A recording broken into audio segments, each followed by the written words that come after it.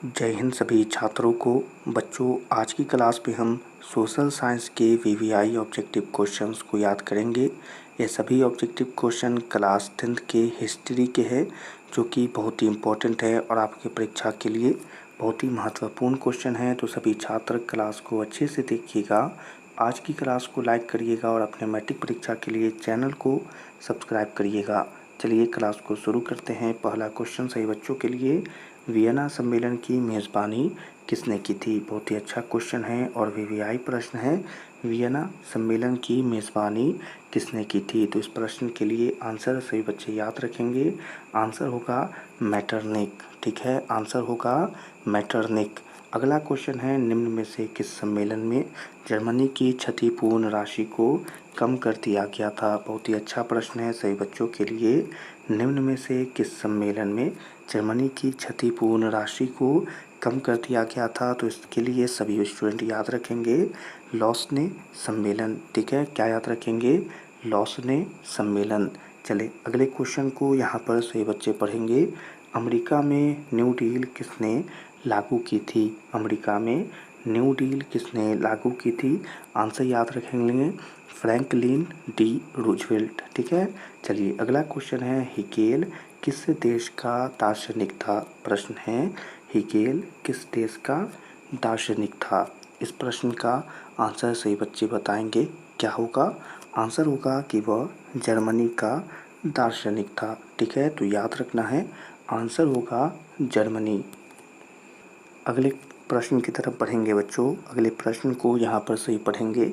Vienna Congress का मुख्य उद्देश्य क्या था?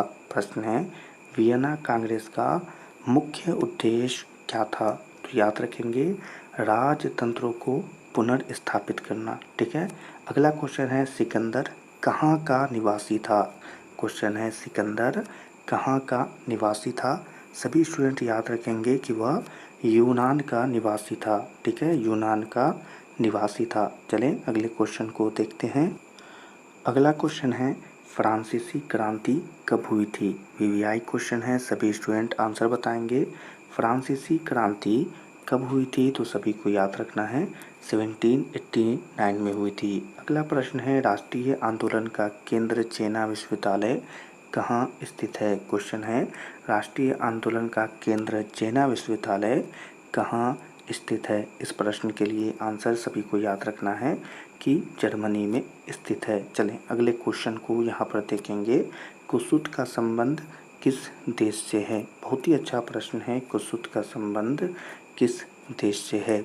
आंसर याद रखना है कि इसका संबंध हंगरी से है। ठीक है बच्चों, चलें अगले क्वेश्चन को यहाँ पर देखेंगे। प्रश्न है, इटली तथा जर्मनी वर्तमान में किस महादेश के अंतर्गत आते हैं? क्वेश्चन है, इटली तथा जर्मनी वर्तमान में किस महादेश के अंतर्गत आते हैं? सभी स्टूडेंट याद रखेंगे, आंसर होगा यूरोप के अंतर्गत आते हैं। चलें अगले क्वेश्चन को यहाँ पर देखेंगे। प्रश्न पूछा जा रहा है बच्चों कि फ्रांस में किस शासन वंश की पुनर्स्थापना वियना कांग्रेस द्वारा की गई थी?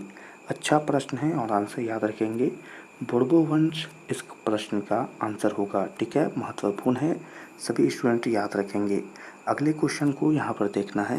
प्रश्न है, सही बच्चों के लिए ध्यान देना है बच्चों यहाँ पर। चलें प्रश्न है, मैजिनी का संबंध किस संगठन से था? क्वेश्चन है, मैजिनी का संबंध किस संगठन से था?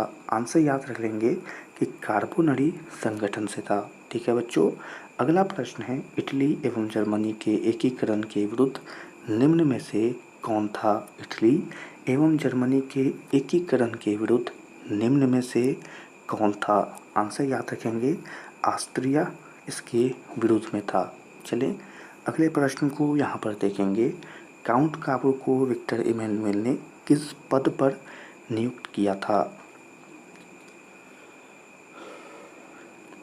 क्वेश्चन है, काउंट काबूर को विक्टर इमैनुएल ने किस पद पर नियुक्त किया था? आंसर होगा प्रधानमंत्री के पद पर नियुक्त किया था। अगला प्रश्न है, गैलीबार्डी पेशे से क्या था? वीवीआई क्वेश्चन, सभी बच्चों के लिए कमेंट में आंसर बताएंगे। गैलीबार्डी पेशे से क्या था? बच्चों याद रखेंगे, वह पेशे से एक नाविक था, यानी कि नाव चलाने वाला था। ठीक है, चलिए यहीं पर इसी प्रश्न के साथ आज की क्लास को यहीं पर समाप्त करते हैं। क्लास में पढ़ाए गए एक एक प्रश्न को उसके आंसर के साथ सभी स्टूडेंट याद रखेंगे, क्योंकि आपके मैट्रिक परीक्षा 2026 के लिए बहुत ही महत्वपूर्ण क्वेश्चन सब है और ये क्वेश्चन आपकी परीक्षा में बहुत बार आते हैं। आज की क्लास को यहीं पर समाप्त करते हैं। क्लास पसंद आई हो तो लाइक करें और अपने मैट्रिक परीक्षा 2026 के लिए चैनल को सब्सक्राइब करें। आज की क्लास आपको कैसी लगी कमेंट में बताएं और इस क्लास को अपने दोस्तों के साथ भी शेयर करें। सभी छात्रों से मिलेंगे अगली क्लास में। तब तक के लिए आप सभी छात्रों को जय हिंद। अच्छे से पढ़ाई करते रहिए।